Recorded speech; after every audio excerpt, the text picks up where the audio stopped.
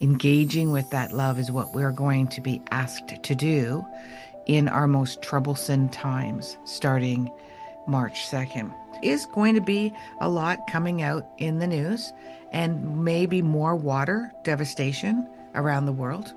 And we are going to question what is mankind contributing to these catastrophic events.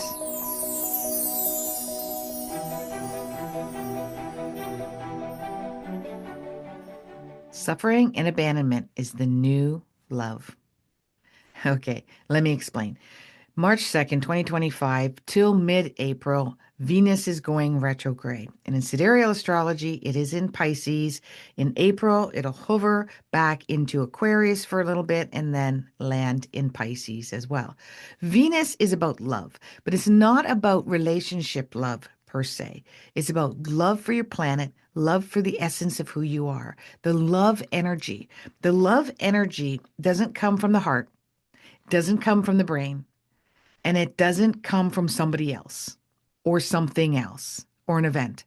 The love energy is similar to conscious energy, and that conscious energy resides in everything.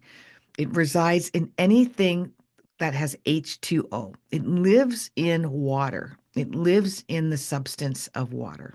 So I'll probably get some of you science geeks going, no, Holly, not everything has water in it. So basically everything organic, almost all living things with exception of certain very rare life forms that can survive when completely desiccated. Even bacteria contains water. So every living thing contains water. Within that living thing, water is H2O. And within H2O of water, the download that I've received is that's love and that's consciousness.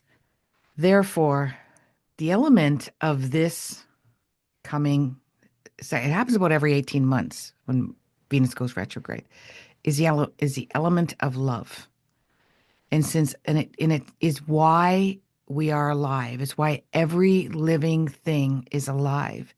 And except for these odd life forms that can continue to live desiccated, they cannot, probably 99.9999999%, if not more than that, cannot live without water and without this essence of love inside of it.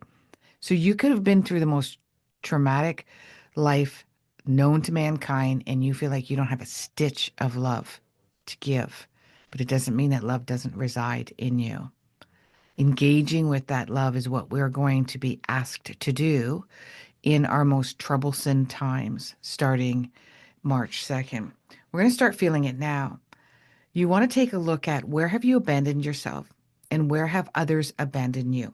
It might be your society, it might be your religion, it might be your country, it might be your neighbor. You can abandon yourself by not taking care of yourself. What is your self-care? What is your regime? When do you sit in silence? Do you avoid your emotions, your feelings? Are you non-confrontational because you don't want to deal with the emotions, the feeling of love? And you can fall in love with a piece of grass. When we get to the state of understanding the bliss of true love, you can fall in love with a blade of grass. That's my aspiration. I want to fall in love with a blade of grass.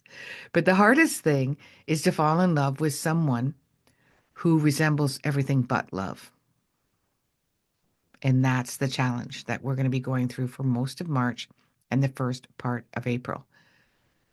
When you find yourself feeling lost, confused, I just want to be alone, I don't want to be around people, when you feel that your abandonment is being triggered, that no one understands you, no one gets you, that your communication, no matter how much you talk or converse or relay factual information, you still feel they don't get it or you don't fit in, and you feel this abandonment creep up, that's what I want you to deal with. And that is what's going to happen internally with all of us.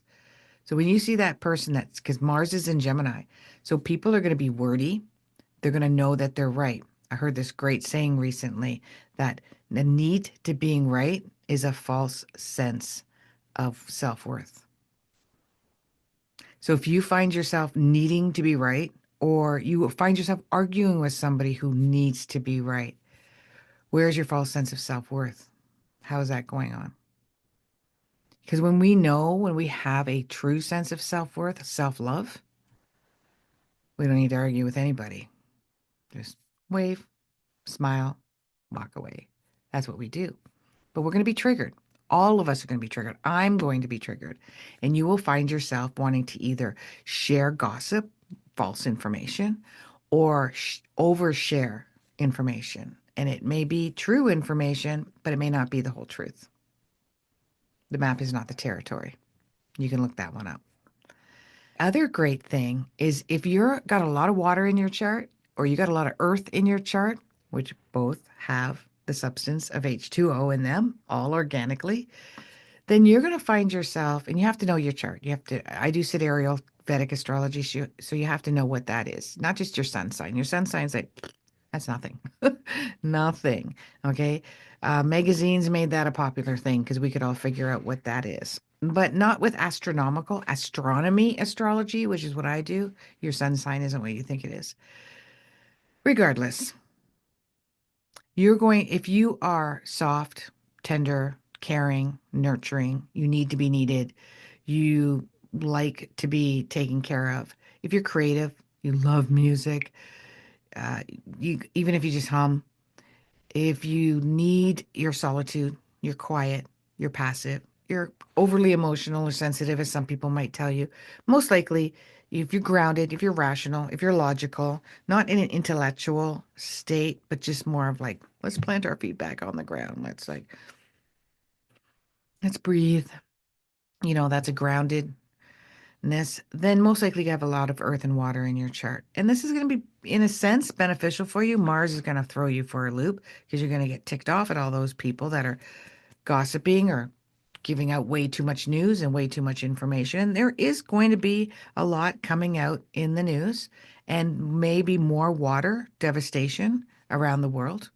And we are going to question what is mankind contributing to these catastrophic events that include water, a lot of snow, a lot of rain, flooding, etc., or lack of drought, water. And we're going to be hit with news on how humans are contributing to that.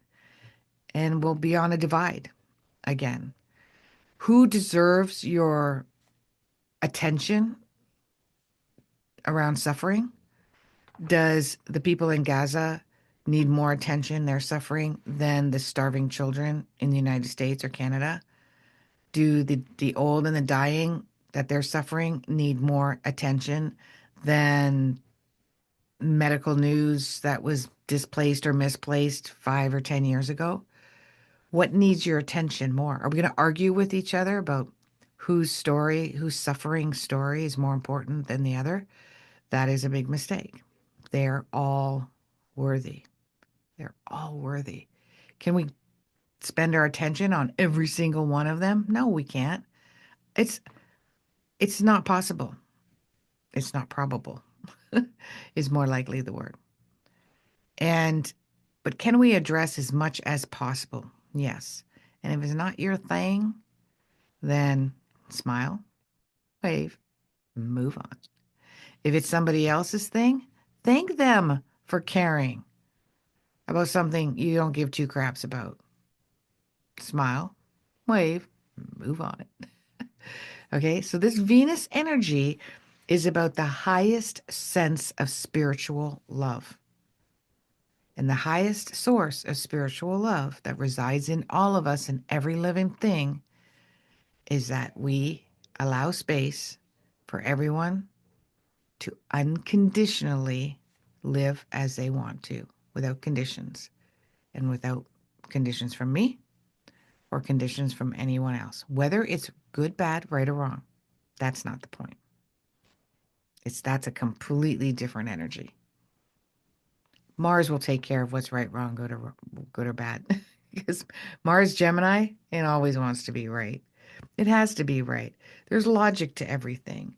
Let's take a look at the facts. Let's share the facts. But you do with it, you spin it, you use it the way that you need to.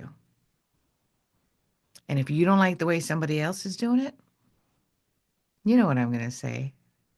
That's right. Smile, wave, move on. Namaste.